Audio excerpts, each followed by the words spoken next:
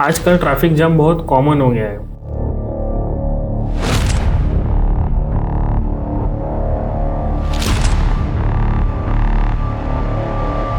लेकिन आज से कुछ साल पहले अगर सिचुएशन देखें तो पहले ऐसा नहीं हुआ करता था। देखो, सिटी में ट्रैफिक होना आम बात है, लेकिन हाईवे जो कि 4 लेन 6 लेन के होते हैं वहां पर भी ट्रैफिक जाम होना, ये कुछ बात समझ नहीं आ रही। और उसका सबसे बड़ा रीजन है प्राइवेट व्हीकल्स का बढ़ जाना। और प्राइवेट व्हीकल का बढ़ जाने का रीजन है इजीली अवेलेबल ईएमआईज। इंडिया में मोस्ट ऑफ लोग कार नहीं खरीदते, वो सिर्फ एक ईएमआई खरीदते हैं, क्योंकि शोरूम वाले तुम्हें कार नहीं बेचते, वो एक मंथली नंबर बेचते हैं। सर 15,000 पर मंथ बस। और वो लोग जिसकी सैलरी 30 से लेके 50,000 के बीच में है, तो वो लोग तो वही सोचेंगे कि एक बड़ी गाड़ी भी आ रही है, फैमिली कंफर्ट भी मिल रहा है, तो इतना तो हो ही सकता है। और बस वही वो लोग फंस जाते हैं। ऑन दी अदर हैंड कुछ लोग ऐसे भी हैं जो पूरी की पूरी गाड़ी कैश में ले सकते हैं, लेकिन फिर भी वो ईएमआई प्रीफर करते हैं, वो ईएमआई पे लेना पसंद करते हैं।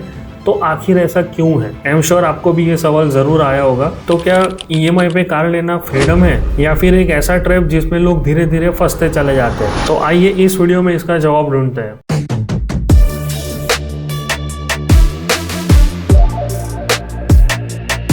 Let's talk about the reality nobody talks about. एक बार आप ये डेटा देखिए, 2010 में 19.5 लाख कार बिकी थी नई, ठीक है। उसमें से 11.70 लाख कार जो थी वो ईएमआई पर ली गई थी, यानी कि तकरीबन 60% कार जो थी वो ईएमआई पर ली गई थी। और अगर हम लोग आज की बात करें, यानी कि 2025 तक की गाड़ियों के बारे में, तो 47 लाख कार बिकी थी, जिसमें कि 37.68 लाख कार ईएमआई पर ली गई है। यानी कि 80% गाड़ियां जो है वो ईएमआई पर ली जाती है। यानी कि 2010 के मुकाबले 2025 तक ये जो नंबर है वो 20% से बढ़ गया है। और चलो, ये आंकड़े तो नई गाड़ियों के बारे में। अगर हम लोग सेकेंड हैंड कार मार्केट की बात करें, जो कि नई कार से लगभग 1.5 गुना ज्यादा बढ़ा है, और अगर हम लोग 2010 की बात करें तो अप्रोक्स 16 लाख कार बिकी थी, जिसमें कि सिर्फ 1.20% कार ही ईएमआई पर ली गई थी। इसका मतलब ये है कि टोटल 8% लोग ही ईएमआई प्रीफर करते थे। और आज 2025 में 60 लाख गाड़ियां बिकी है, जिसमें कि 18 लाख लोगों ने ईएमआई प्रीफर किया, यानी कि 30% लोग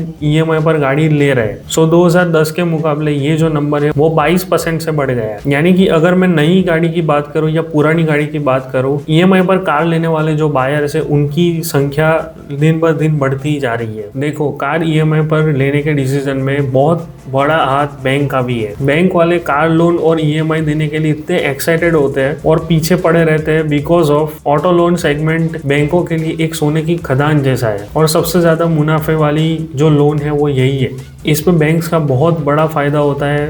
देखो, कुछ पॉइंट से मैं समझाने की कोशिश करता हूँ। देखो, सबसे पहला पॉइंट है no risk full safety. Bank वालों को सबसे बड़ा डर यही होता है कि उनके पैसे अगर डूब गए तो क्या होगा। कार लोन में तो ये डर बिल्कुल जीरो होता है। जब तक तुम अपनी कार की आखिरी ईएमआई चुका नहीं देते, तब तक अपनी गाड़ी की जो आरसी बुक है उसमें बैंक का नाम होता है। अगर किसी ने ईएमआई देना बंद कर दिया तो वो गाड़ी बेच देंगे, ऐसा है वो कवर कर लेंगे। सेकंड है भारी इंटरेस्ट। देखो, बैंक हमें एफडी और सेविंग अकाउंट पे 4 से 8% का रिटर्न देती है, राइट। जब वही पैसा कार लोन पे घुमाते हैं, नई गाड़ी है तो 8 से लेके 11% तक, और अगर पुरानी है तो 11 से लेके 15% तक भी इसका इंटरेस्ट रेट चला जाता है। और ये जो परसेंटेज का जो गैप है वही उनका असली प्रॉफिट है। थर्ड है एक्स्ट्रा इनकम। सिर्फ इंटरेस्ट ही नहीं, बैंक वाले file charges, handling charges, processing fee, इसके नाम पे आपको ऑलरेडी 2 से 5,000 रुपए पहले ही ले लेते हैं। और अगर मान लो तुमने कभी ईएमआई नहीं भरी, या तो फिर मान लो अगर तुमने ईएमआई लेट करी, तो ऊपर से पेनल्टी अलग लगाते हैं। और क्रेडिट कार्ड वगैरह पे तो कम से कम 38% तक पेनल्टी लग जाती है। फोर्थ है डीलर के साथ सेटिंग। हर शोरूम में बैंक के बंदे हमेशा बैठे होते हैं, आपने नोटिस भी किया होगा। बैंक वाले डीलर को बोलते हैं कि भाई तुम कस्टमर लाओ, हम तुम्हें कमीशन देंगे। इसलिए शोरूम वाले भी कभी कभी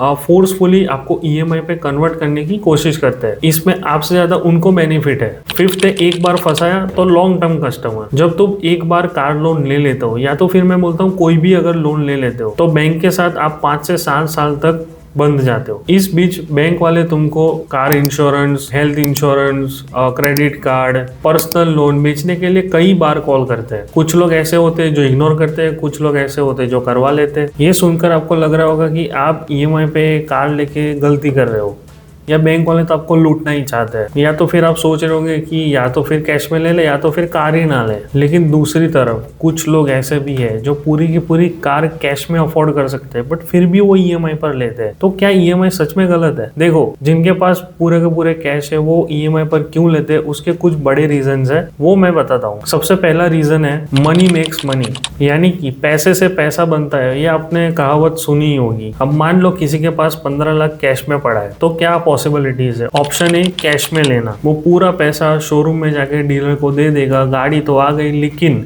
जो उनके पास लिक्विडिटी था यानी कि 15 लाख जो कैश था वो एक ही झटके में खत्म, और वो जो गाड़ी है वो दिन भर दिन अपनी वैल्यू तो खोती ही है। Option B, smart move. देखो, अगर 15 लाख की गाड़ी लेनी है तो वो बंदा 3 लाख का डाउन पेमेंट करेगा और 12 लाख का ईएमआई कराएगा। और जैसा कि हमने बताया कि गाड़ी नहीं है तो 9% के हिसाब से उसकी ईएमआई होगी, और बाकी बचे जो 12 लाख है उसके पास, वो कहीं स्टॉक मार्केट या म्यूचुअल फंड में इन्वेस्ट करेगा। उसको हर साल 12 से 15% का इंटरेस्ट आएगा ही आएगा, और उसको बैंक को देने कितने, 9%। तो जो बीच में जो परसेंटेज गैप है वो उसका सीधा सीधा प्रॉफिट है, यानी कि बैठे बैठे 5 से 6% का प्रॉफिट। सेकंड है टैक्स बेनिफिट। जो लोग बिजनेस करते हैं ना, उन लोगों के लिए तो लॉटरी है ये। देखो, मैं समझाता हूँ। देखो, अगर आप एक बिजनेसमैन है और आपको एक गाड़ी चाहिए तो आप उसको ईएमआई पर ले लो और अपने बिजनेस के नाम पे लेना है, ठीक है। जो कार का डिप्रिसिएशन होता है या तो फिर उसकी ईएमआई होती है, उसको आप अपने खर्चे में दिखाओ, यानी कि आप अपने एक्सपेंस में दिखाओ वो चीज। तो ईयर एंड आपका जो प्रॉफिट कम दिखता है तो आपको जो टैक्स है वो भी कम आता है। तो ईएमआई पर लेने से फायदा होता है, नुकसान की वजह है। तीसरा है क्रेडिट स्कोर बिल्ड करना। कई लोग जानबूझकर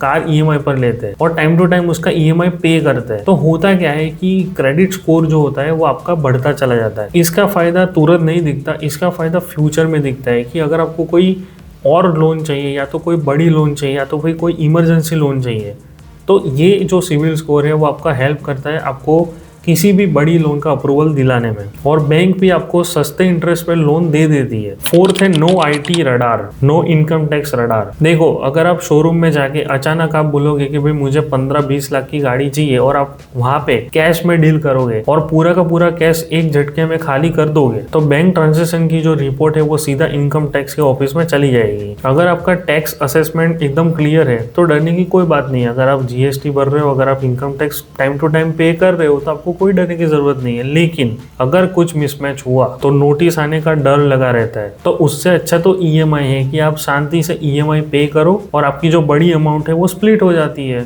तो सब कुछ इजीली और स्मूथली रहता है। फिफ्थ है इमरजेंसी फंड जरूरी है। देखो, आपने सुना होगा कि भाई कैश होना बहुत जरूरी है। अगर किसी ने अपना पूरा पैसा यानी कि 15-20 लाख अपनी एक गाड़ी के पीछे लगा दिया, और अगर मान लो कि कहीं कुछ हो गया है या उसके फैमिली में इमरजेंसी आ गई, मेडिकल इमरजेंसी, तो वो गाड़ी बेच के तुरंत पैसा नहीं ला पाएगा। इसलिए लोग हाथ में कैश रखना चाहते हैं, वो कहीं एक जगह फंसाना नहीं चाहते। देखो, कार के लिए लोन मिल जाएगा, लेकिन इमरजेंसी पर कोई भी टाइम पे कैश देगा या नहीं उसकी कोई गारंटी नहीं होती। इसलिए कई लोग सिर्फ इमरजेंसी फंड के लिए कार जो है वो ईएमआई पे प्रीफर करते हैं। लेकिन अब जानते हैं कि अगर आप कार ईएमआई पर ले रहे हो तो आपका कितना पैसा ज़्यादा जाएगा, या तो फिर अगर आपको कोई कार चाहिए तो आपके पास कितना बजट होना चाहिए, कितना पैसा होना चाहिए, तब आप एक कार लोन पे ले सकोगे। तो लेट्स एज्यूम आपको एक 15 लाख की गाड़ी पसंद आती है, ठीक है।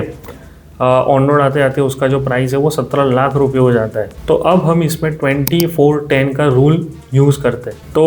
तो गाइज, ये एक रूल है जिसको लोन कैलकुलेटर की तरह यूज़ कर सकते हैं। तो देखो, उसमें 20 जो है वो ये बताता है कि आप जो भी लोन ले रहे हो उसमें कम से कम 20% डाउन पेमेंट होना ही होना चाहिए। 4 का मतलब ये है कि उसका टेन्योर यानी कि 4 साल से ज़्यादा लोन नहीं होनी चाहिए। मैक्सिमम 4 इयर्स का टेन्योर उसका होना चाहिए। और इसमें सबसे मुश्किल है वो 10, यानी कि अगर आप कोई भी लोन ले रहे हो तो उसका कितना भी खर्चा हो वो आपकी सैलरी का 10% ही होना चाहिए। यानी कि कार के सारे खर्चे प्लस सर्विस मेंटेनेंस वो सारे इस 10% में ही आने चाहिए। चलो अब रूल के हिसाब से कैलकुलेट करते हैं। 20% यानी कि 17 लाख का अगर 20% गिने तो 3,40,000 रुपये आपका डाउन पेमेंट होगा। आपने डाउन पेमेंट क्लियर कर दिया, ठीक है। अब आपका लोन अमाउंट आएगा। मैक्सिमम 4 साल का टेन्योर रखना है आपको। आपका जो लोन अमाउंट है वो है 17 लाख माइनस 3,40,000 रुपये इज इक्वल टू 13,60,000 रुपये। लोन टेन्योर है 4 साल, इंटरेस्ट रेट हम लोग पकड़ के चलते हैं 9%। तो अब मंथली EMI कितनी बनेगी वो कैलकुलेट करते हैं, तो वो है 33,850 रुपये। तो देखो अब रूल का जो थर्ड है वो कहता था कि 10%, यानी कि आपका EMI हो गया, कार का service cost, petrol, maintenance cost, वो सारा 10% होना चाहिए। तो हम लोग एज्यूम करते हैं कि 6,150 रुपये आपके मंथली एक्सपेंस में जाते हैं, ठीक है, यानी कि EMI प्लस 6,150 रुपीज़, यानी कि टोटल 40,000 रुपये आपके मंथली एक्सपेंस में जाएंगे। तो हमारे रूल के हिसाब से 40,000 रुपये आपकी सैलरी के 10% होने चाहिए। तो इस रूल के मुताबिक अगर आपको सिर्फ 15 लाख की गाड़ी लेनी है तो आपका जो सैलरी है वो कम से कम 4 लाख पर मंथ होना चाहिए। अगर ये रूल के हिसाब से अगर इंडिया में चले तो मोस्ट ऑफ लोग, यानी कि 90% लोग कार कभी खरीद ही नहीं पाएंगे। इसलिए इंडियन मार्केट में रूल को थोड़ा चेंज करते हैं। चलो लेट्स एज्यूम 20% करते हैं। आपकी मंथली जो सैलरी है वो कम से कम 2 लाख रुपए होनी चाहिए, तब आप एक 15 लाख की गाड़ी अफोर्ड कर पाओगे। देखो फाइनली मैं एक बात कहूँगा, ये मैंने बहुत ही आसान भाषा में आपको समझाया है। मेरा वीडियो बनाने का मोटिव किसी भी इंसान को उसका जो मोटिवेशन है वो डाउन करना नहीं है। आप चाहे तो कोई भी गाड़ी ले सकते हो, बिंदास लो।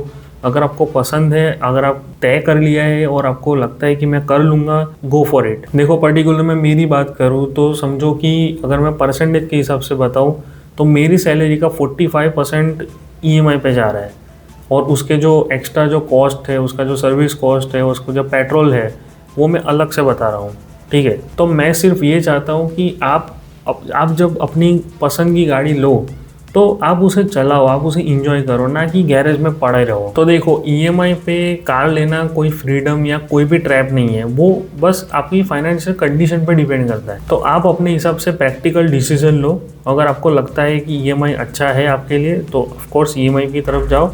अगर आपको लगता है कि कैश में लेना मुझे इजी रहेगा तो आप कैश की तरफ जाओ। और आपको लगता है कि इस चैनल को सब्सक्राइब करना है तो प्लीज़ सब्सक्राइब कर दो यार। और मुझे कमेंट बॉक्स में बताओ कि आपके पास कौन सी गाड़ी है और आप कौन सी गाड़ी लेना चाहते हो, या तो फिर आपने ले ली है अभी रिसेंटली, और नेक्स्ट वीडियो आप कौन से टॉपिक पे चाहते हो वो मुझे कमेंट बॉक्स में ज़रूर बताना। मैं सारी कॉमेंट्स पढ़ता हूँ, सारी कॉमेंट्स पर रिप्लाई देता हूँ, और मुझे बहुत अच्छा लगता है जब आप कॉमेंट्स करते हो। तो इस वीडियो में इतना ही था, मिलते हैं ऐसे ही किसी इंटरेस्टिंग टॉपिक पे। बाय।